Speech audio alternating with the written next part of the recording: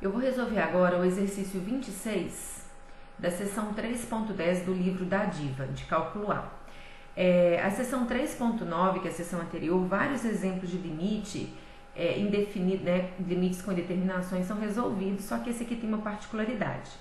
Quando o x tende a 4, aqui vai ficar a raiz de 9, que é 3, menos 3, a parte de cima tenderia a 0, e a parte de baixo ficaria 1 menos raiz de 1, que é 0 também. Então, a gente teria uma indeterminação. O processo que a gente faz aqui é o de racionalização, para a gente tentar tirar essa indeterminação. Então, a gente vai multiplicar em cima e embaixo para não alterar a estrutura da função que eu estou calculando o limite, para tentar resolver esse problema. Então, a gente fica com 1 mais raiz de 5 menos x, e embaixo a gente divide pelo mesmo valor, 1 mais raiz de 5 menos x. Então, essa partezinha aqui, ó, a gente teria o produto da soma pela diferença. Então, aqui seria o quadrado do primeiro termo, que é 1, menos o quadrado do segundo termo, que é 5 menos x. E aí, então, aqui nós ficaríamos com 1 menos 5 menos 4 mais x.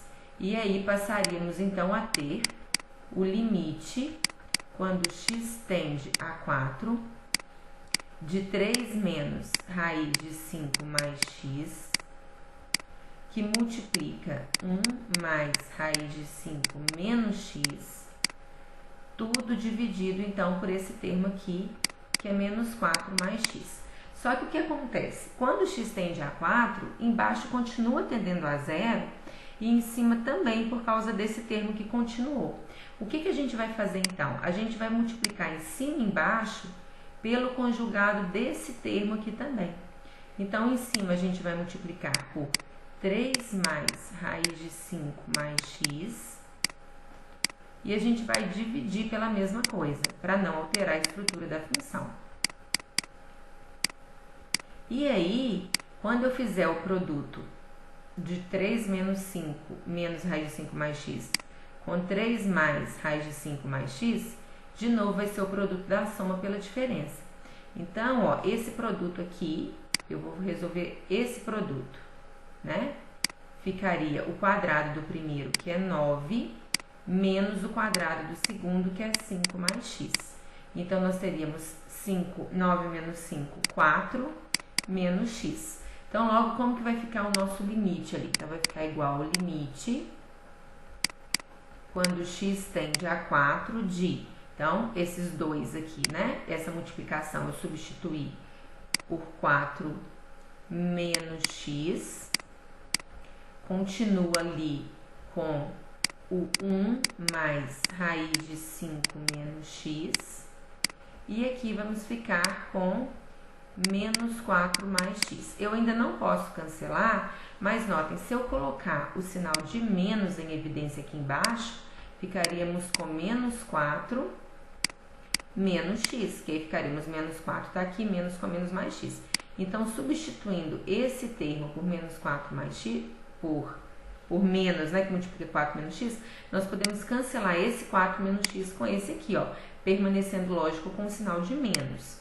Então, aqui ficaríamos com o limite, quando x tende a 4, então, o menos permanece, né, de 1 mais raiz de 5 menos x. Faltou um termo, né? Eu esqueci de copiar, aqui a gente fez o produto, tá em roxo, o raiz de 1 mais 5 menos x tá aqui, menos 4 mais x tá aqui, mas faltou esse termo daqui, né? Eu vou copiar ele aqui, tá bom? Então, ficaria a mesma coisa, só que aqui ainda tem um 3 mais raiz de 5 mais x. Então, eu vou repetir ele ali agora para a gente calcular o limite. 3 mais raiz de 5 mais x. Então, agora vamos fazer o limite.